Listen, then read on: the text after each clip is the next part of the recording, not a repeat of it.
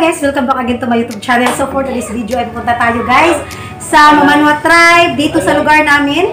So pasasayahin natin ngayon sila guys. Isa sa dito guys na programang to ay ang Helping Hands Philippines. So kung hindi pa kayo nakasubscribe sa Helping Hands Philippines, puntahan nyo na guys ang channel nila, Helping Hands Philippines, dahil marami silang natutulungan at matutulungan pa ng mga tao.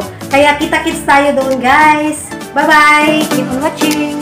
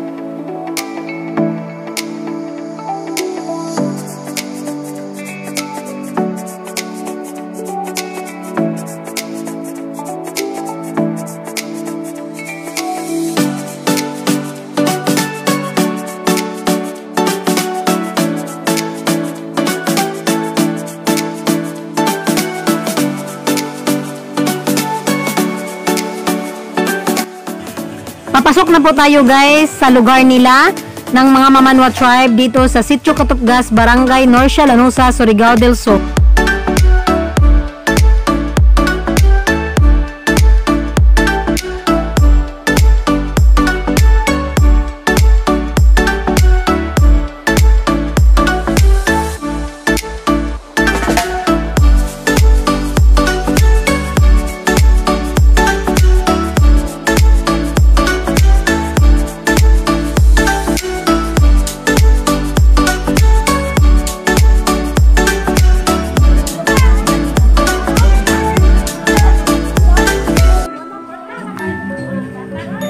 Hi guys! Nandito na po tayo guys sa lugar ng Mamanwa Tribe dito sa Sitio Katupgas, Barangay Norcia, Lanuza, Surigao del Sur guys. So habang hindi pa nagumpisa ang program, lilibutin muna natin ang lugar nila para makikita nyo rin ang kanilang mga tahanan. Kaya keep on watching guys!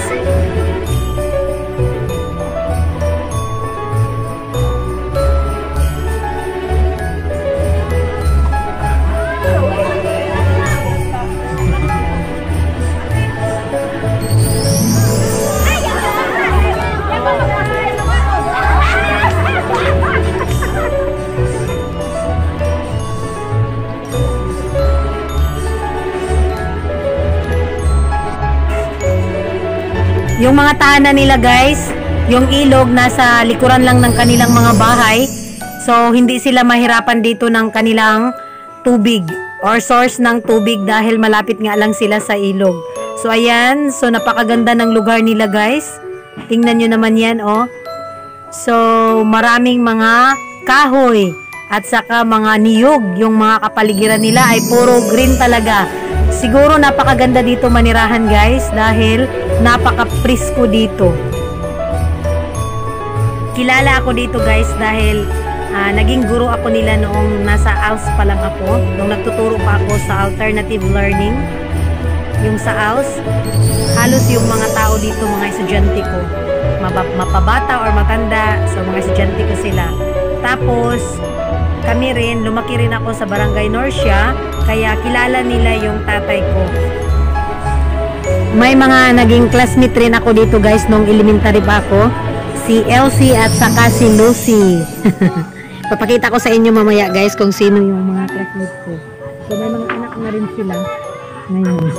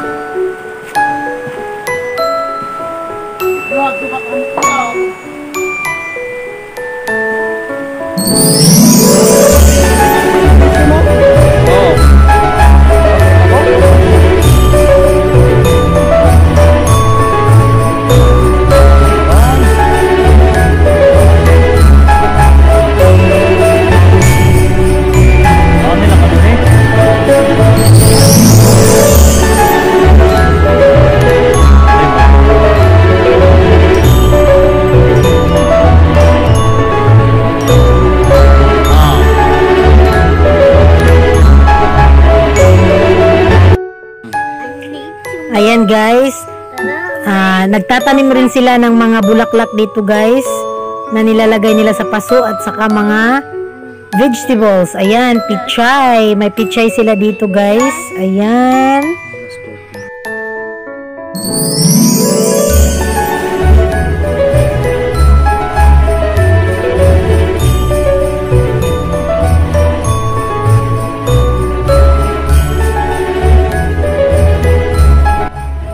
Yung ikinabubuhay nila dito guys ay ang paggawa ng mga banig, yung mga higaan guys, gawa sa baliw. Baliw yung tawag sa amin sa Bisaya, hindi ko alam kung ano sa Tagalog. Basta, yun yung pinagkakitaan nila at saka gumagawa rin sila ng mga halamang gamot, tapos binibinta nila sa iba't ibang lugar, katulad yung mga para sa sakit sa ulo. So, gumagawa rin sila niyan. Basta, pagkakitaan nila guys, ginagawa nila.